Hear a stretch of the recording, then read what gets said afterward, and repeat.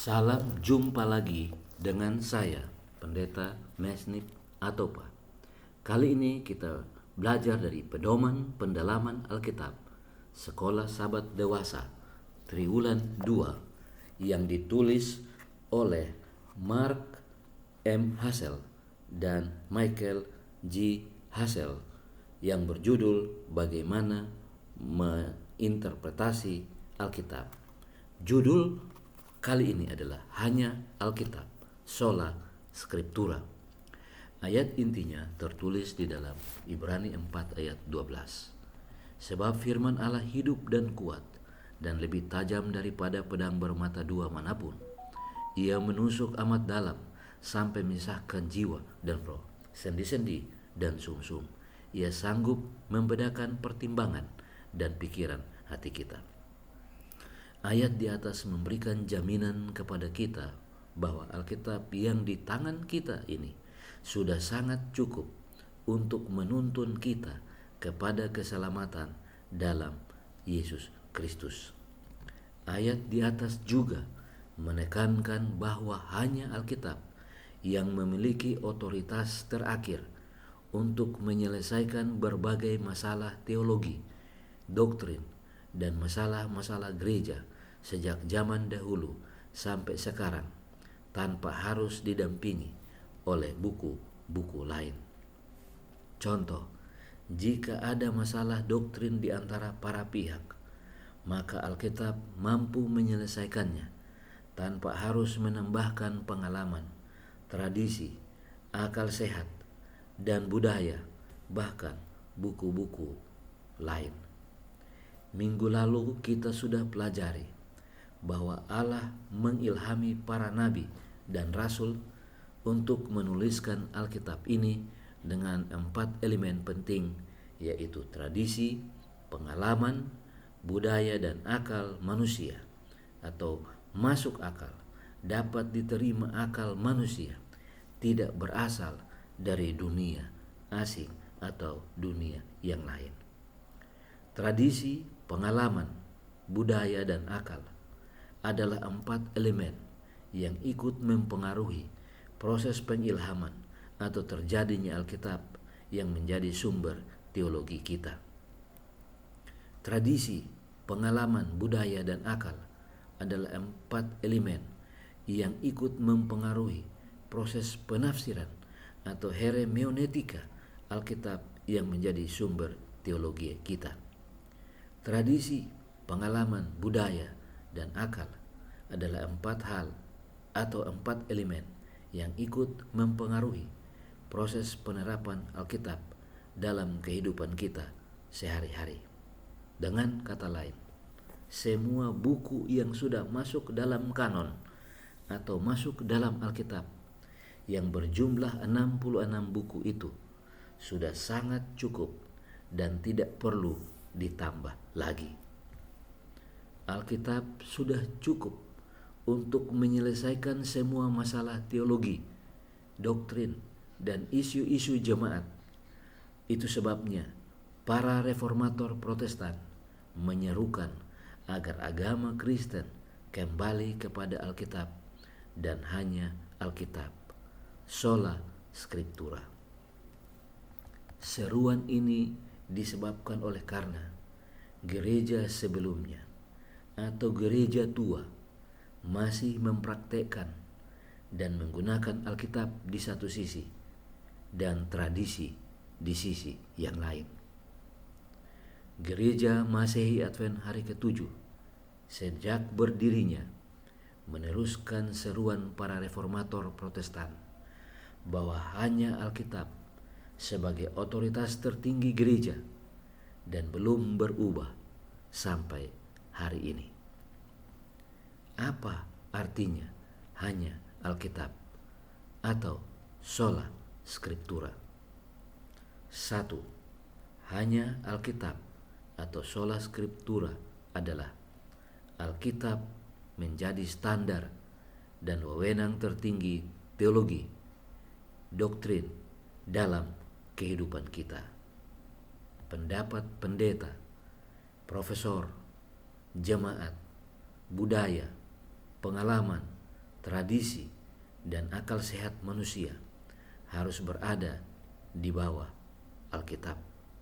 Meskipun pendapat pendeta, profesor, jemaat, budaya, pengalaman, tradisi, dan akal sehat manusia selalu berada di samping Alkitab.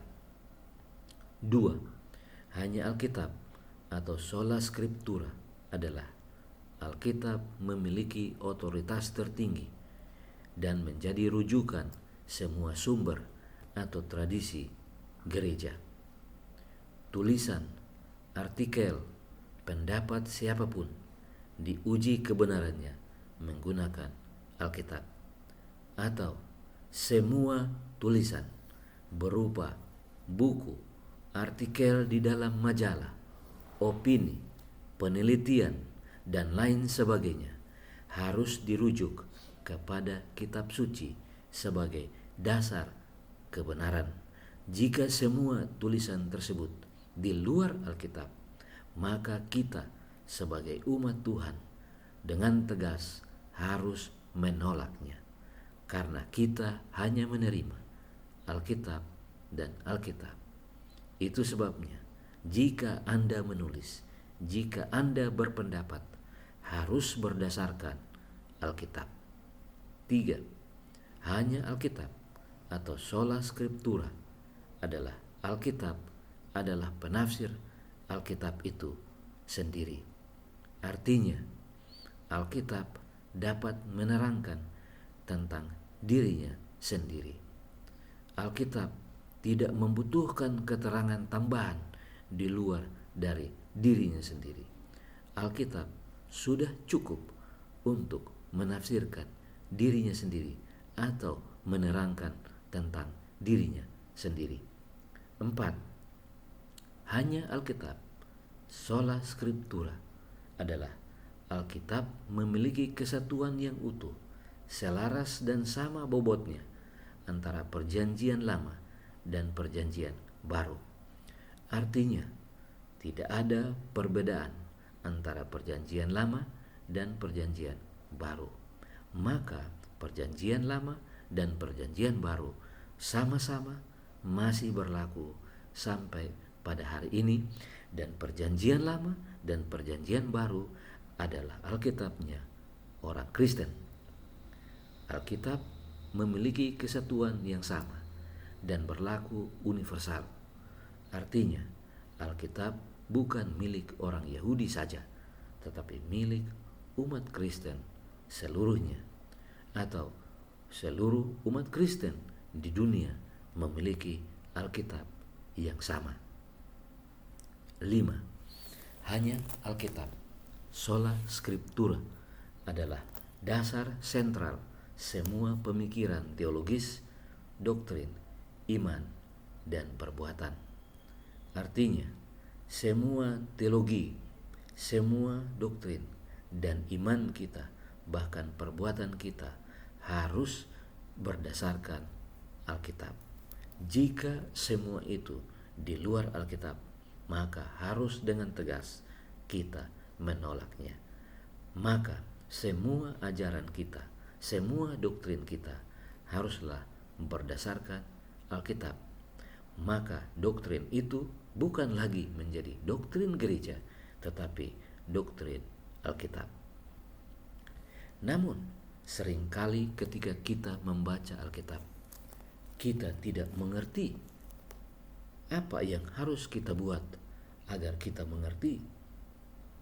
Karena Rasul Petrus menyatakan bahwa tulisan-tulisan Paulus sangat sulit untuk dimengerti, sehingga banyak orang menggunakannya, memutarbalikkannya untuk kepentingannya sendiri.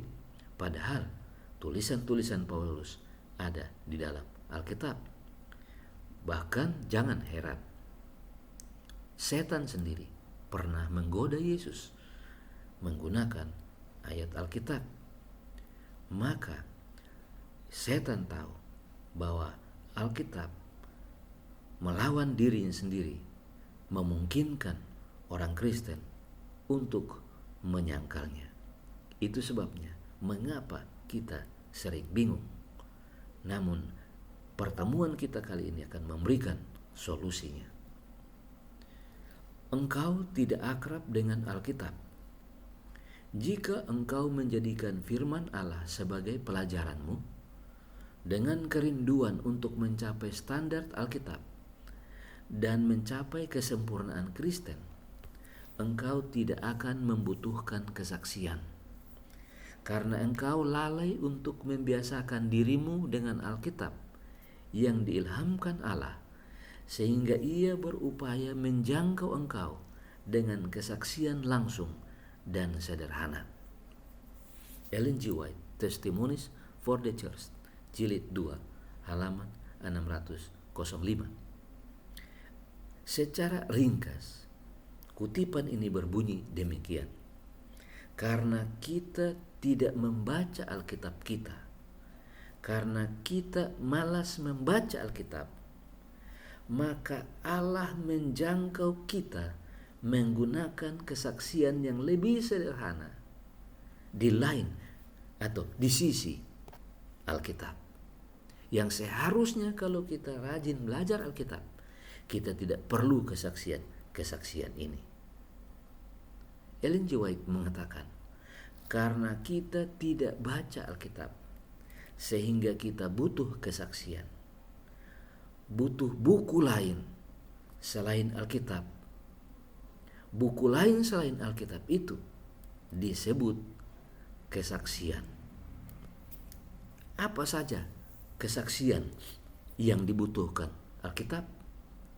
Apa saja kesaksian yang diizinkan Alkitab untuk kita gunakan?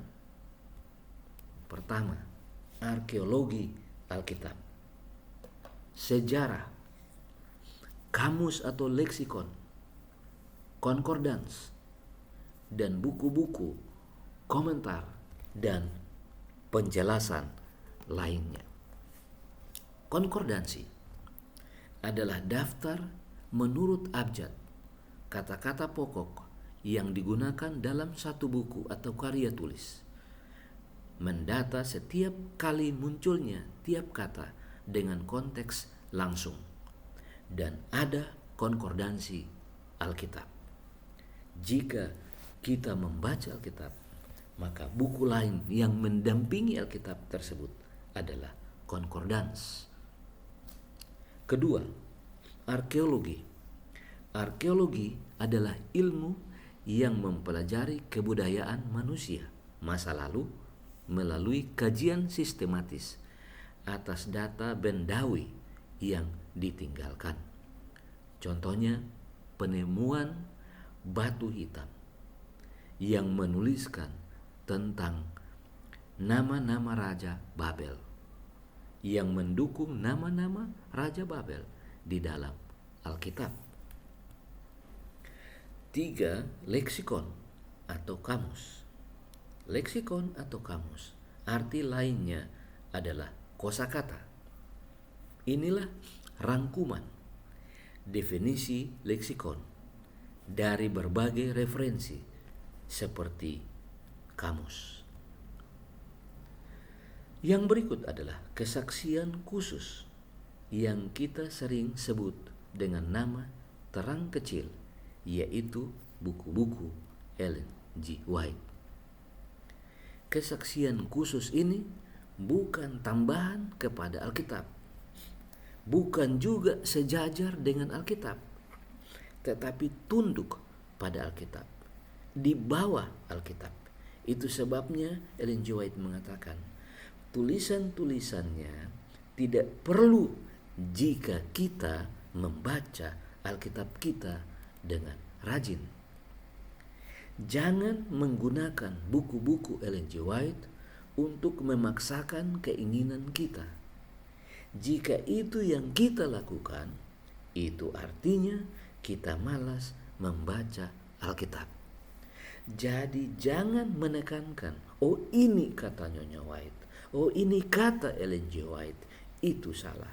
Yang harusnya adalah ini kata Alkitab, ini kata Alkitab, dan didukung oleh Ellen G. White. Jadi jangan sampai terbalik.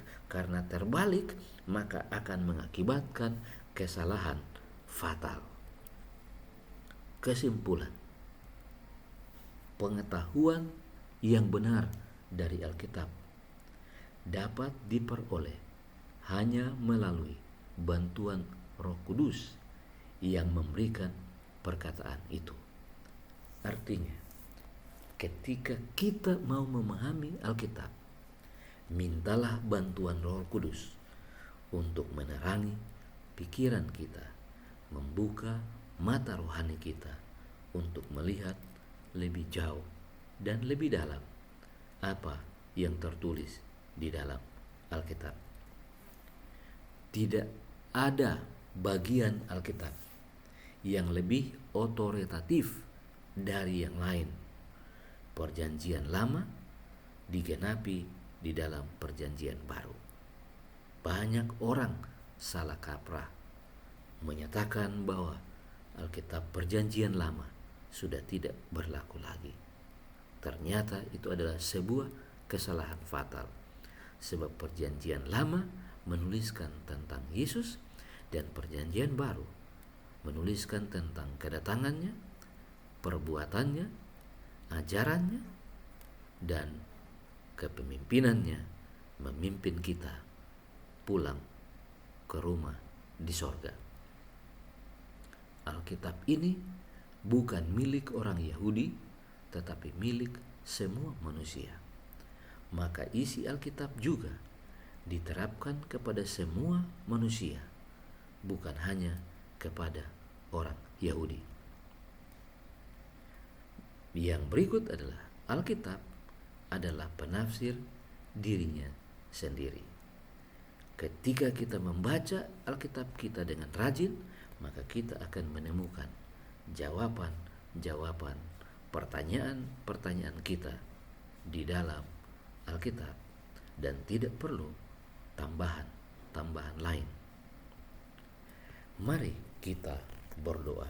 Bapa di sorga, Bapa yang baik, kami sudah belajar dari firman Tuhan tentang bagaimana menafsirkan Alkitab dengan judul hanya Alkitab sola scriptura.